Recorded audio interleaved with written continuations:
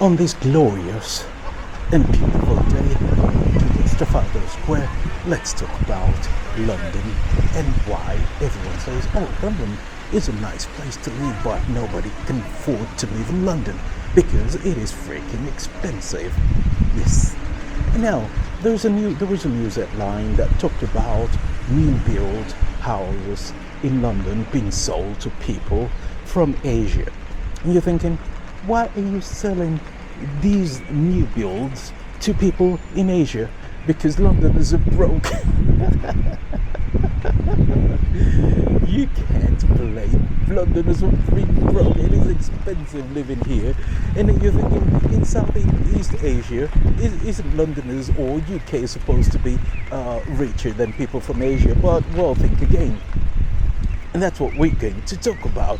So apparently, there has been a tendency that's been going on for at least 20 or 30 years where Southeast Asians or Asians with money would come and invest in London for the simple reason that they could have afforded to. And another thing is that real estate investment in London is safe. So if you're coming from a country where it isn't really safe and you're not too sure, investing in real estate outside in a safer country is the best investment ever, and that is primarily why. But people have said, well, the same thing is happening in Paris, in Amsterdam, in New York, and in Australia, in Canada, and a lot of money coming from Asia. But then you're thinking, why don't the government do something about it? Why doesn't the government just stop people from investing? But then you're thinking, well, investment, that's what government wants. What does government care is that people spend money, they invest, buy a house, and then once you buy the house, you need to pay council tax and all these other things. It doesn't matter if you live in it or not, you still have to pay the taxes, and then government has money. So this is not a charity. A country is not a charity. A country has to run, has to function, and investments, capital, no matter where it comes from, even if it comes from a dodgy environment, it is still welcome. Yes, money laundering, welcome. Even if you speak against it, morally it is reprehensible, but it is about the bottom line at the end of the day. So, and it has been said that because of this, a lot of people are saying, well, government should do something about this. Think about locals. Locals are broke. They can't afford to own a house. They're renting, and renting is increasing. And then people are saying, well, don't blame the government. Blame Airbnb. Because now people are investing in using it as Airbnb, so no long-term rentals. So all these things come together to compound a simple story. Is that if the government were to intervene and build houses, affordable houses that people can easily buy or rent, it creates another problem. What about the hundreds or thousands of people who've purchased houses with the aim of the value going up over time and then making a killing? What about those people? In the next election, that government will be voted out for killing the economy. So you see, it's a lose-lose. It's basically, if you're not in the game, you think the game is rigged. But when you're in the game, you make money, you're happy. And that's the way it is. So it is about, the main problem is that London is so desirable that a lot of people want to live here. A lot of people now want to buy a house. Landlords, people with money are saying, this is a good investment. I purchased this house, I can rent it out, and that's fine. But being a landlord is not what it seems to be. But that's a conversation for another time. So you have Vancouver, Sydney, and Hong Kong banning foreign investors from buying houses in their cities. And you're thinking, is that a good thing or is it a bad thing? A lot of people would jump on the bandwagon and say it's a bad thing. All right, put it this way. If you have a house to sell and the house is worth £200,000 in London, or not a house, an apartment or a flat, okay, let me rephrase that. Say it's worth about 500 or 800, yeah, £800. And you're thinking, all right, your local boy says, I'll buy it for 800. And then someone from Southeast Asia says, I'm not even going to bother to come and look at the house. I know it's in London somewhere. All right, I'll give you 1 million. So 200,000 more. What about your local boy? There is no loyalty when it comes to money. And that is where the problem is. It's all about the highest bidder. And that's what's happening in most major cities. But people are saying, look, we don't mind foreigners buying. What we just want to do is that if they buy, they have to occupy. So it's not like a single family owning maybe tens or hundreds of houses. No, what we want is that if you buy one, or maybe just one, you live in one and rent one out, that's fine. But more than that, that should not be allowed. If you're a foreigner, if you buy, you need to live here or you're not allowed to. So you get the idea. So the idea is that a lot of people said there are a lot of empty homes, houses, and that is creating shortages and running the price up. To a certain degree, that's true, and that's what happened in Amsterdam a few years back. And then people start squatting on the houses, and the government had to kick them out, and it became a big protest. And anyway, it's chaos. Basically, students couldn't even afford to rent a room in Amsterdam. It was that bad. Anyway, and then someone said, look, hold your horses. It's not that simple. For example, someone gave a good idea of what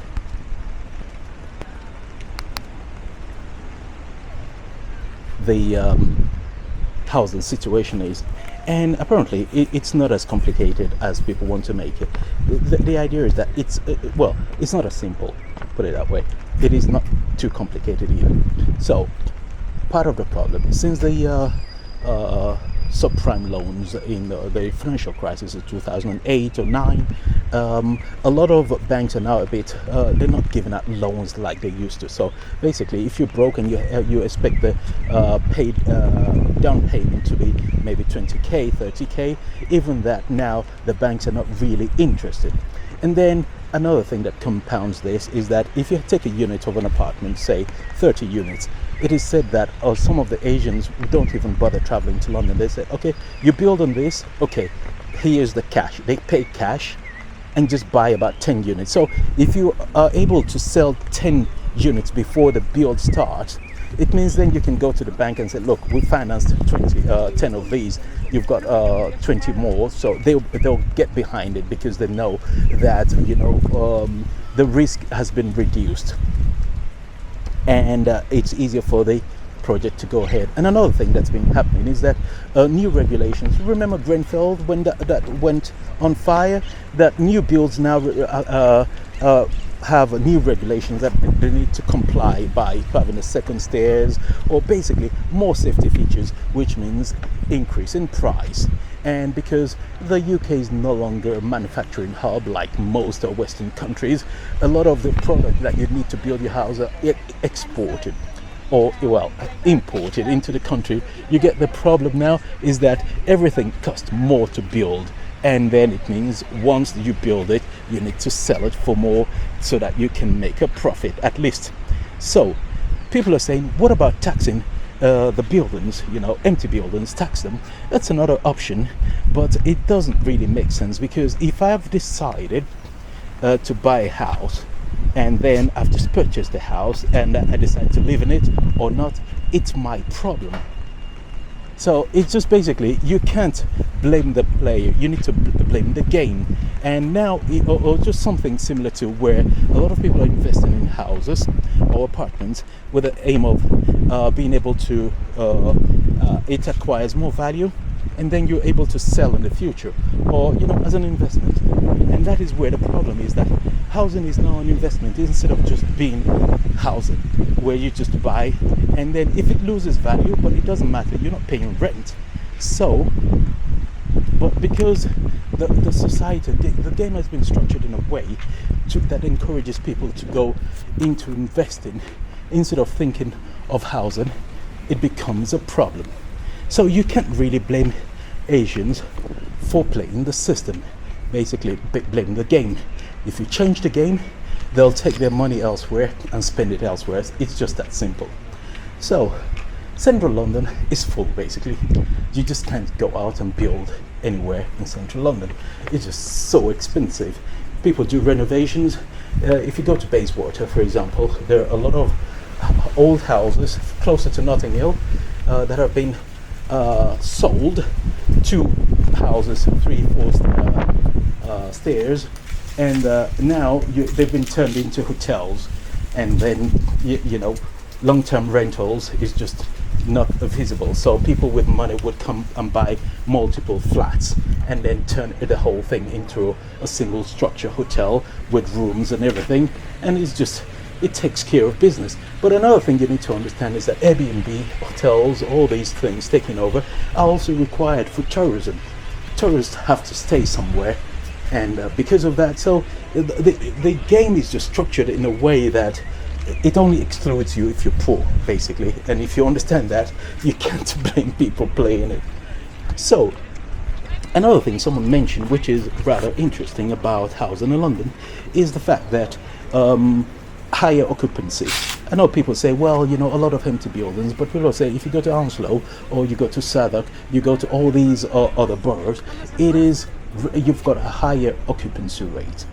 And with that, with private landlords, is that if you kick someone out today and a week later someone else is in there, it doesn't give you enough time to renovate and do all these other things. It's not because you don't want to do it, but because if people would take it, even if it's in a squalid condition. And because of that, you have houses deteriorating and people just people just don't care. And you're just so desperate, and sometimes because you don't want to get kicked out, you've moved into a location because you work too close by your child in a school, very close, and then they increase the rent. What do? You move out? You don't, because sometimes moving out means you need to live far away, and it just becomes complicated. The amount of money you save from moving out once the rent has been increased, sometimes you also lose that by traveling to and from work. So, and then the time you lose all that. So it's rather complicated. So the more you think about it, it is a difficult problem to solve. You have the NIMBY issues, so not in my backyard. People who are happy, they're in the game already, so they don't want anyone to come and disturb the routine they've created over the years. So there is also another problem that's frailing the idea of investment housing in London, which is the exaggerated rental estimates that a lot of the builders will say, oh look, this is in, I don't know, zone 2. If you buy the house here, you can rent it out for £2,000 per month, and people will be queuing. To a certain degree, then you become a landlord and you realize, well, it's not that easy. You've got people who would stay in your house and they don't pay rent, and then you need to get the courts involved, and then it's just a pain. And there are just so many things to deal with that a lot of people just don't want to deal with. It's just too much hassle that finally it's just not worth it. Sometimes they just put it up for permanent rent, and then it's just easier. So if you've got a good tenant taking care of the house, sometimes you just don't want to disturb that financial cow. All in all, you don't blame Asians buying, you blame the game, because London is expensive because everyone wants to live in London, and it's just that simple. The same thing goes for New York or Paris. The more people, the more demand you have, the more expensive it is. And the funny thing is that even if you were to increase the price, people keep paying, and that is absolutely unbelievable. I have seen people pay for like a really tiny apartment, not even a room, with no view, nothing, just because of location. So when they say if you're starting a business, location matters, that's very true.